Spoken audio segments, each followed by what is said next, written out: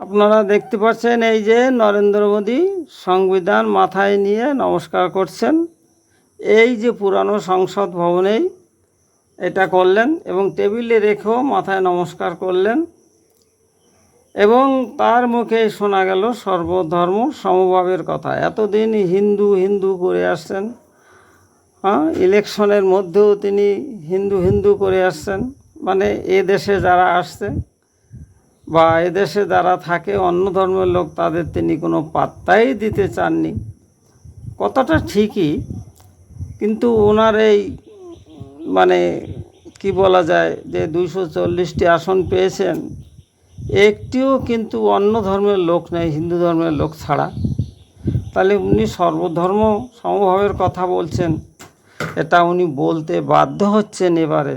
মানে ঠেলায় না পড়লে বিড়াল গাছে ওঠে না যেমন বলে, এবার উনি বলতে বাধ্য হচ্ছেন যে হ্যাঁ, আমি যে রাজনীতি করছি এটা কেবল হিন্দু হিন্দু করলে হবে না।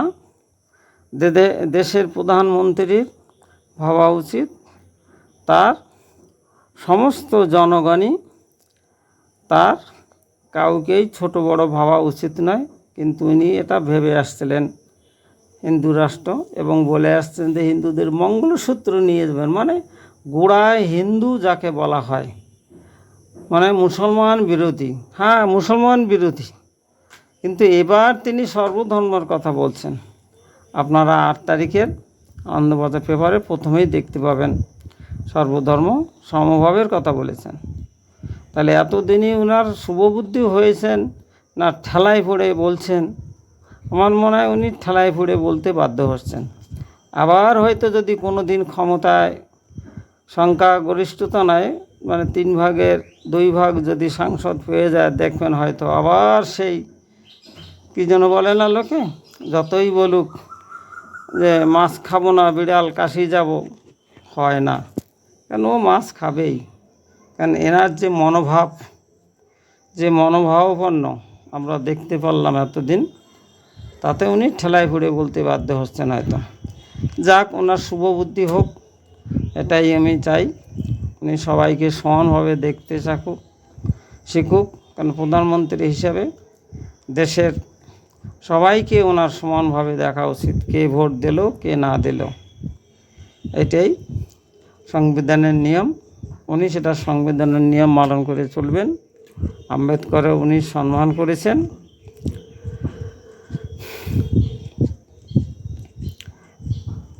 আপনার এবার ইলেকশনের সময় উনি কন্যাকুমারীতে ধ্যানে বসেছিলেন 45 ঘন্টা, কিন্তু উনি ধ্যানে বসে কিন্তু খাবার খেয়েছেন, লেবুর রস, ডাবের জল। তাহলে ধ্যানে বসে কি মুনি ঋষিরা খাবার খেতেন? আমার তো জানা নেই। আর ধ্যানটা হয় ওই যে রামকৃষ্ণ বলেছিলেন, বনে, কোণে আর হচ্ছে মনে। তাহলে 3 জায়গায় ধ্যান করতে হয়। যেখানে এত শব্দ, আপনি যে দেখুন কন্যাকুমারীকে, আপনার ওই সমুদ্রের গর্জন, সেখানে বসে ধ্যান হয় না। এগুলি হচ্ছে লোক দেখানো ধ্যান। যার মন পরিষ্কার নয়, যে সমস্ত মানুষকে সমানভাবে দেখতে পারে না, সে ধ্যান করে কি করবে? তার ধ্যান কোনো দিনই হবে না। সে কিছুই বুঝতে পারবো না এই বিশ্ব ব্রহ্মাণ্ডের কোনো কিছু। সবাইকে যদি সেই পরমেশ্বরের অংশ বা মানে না ভাবতে পারে, তাহলে এইসব ধ্যানগুলি কিছু না, নাথিং। তার মানে ইনি কিছুই বোঝেন নাই ধর্ম সম্বন্ধে। যত যাই বলুক, সেই ঘোড়ামিতে ভরা, সংস্কারে আসন্ন, কপালে দেখুন না কতটা কি, মানে কি বলা যাবে কে, আপনারা বুঝে নেন, আমি আর বলতে চাই না। এভাবে ধ্যান হয় না, এগুলি লোক দেখানো ধ্যান।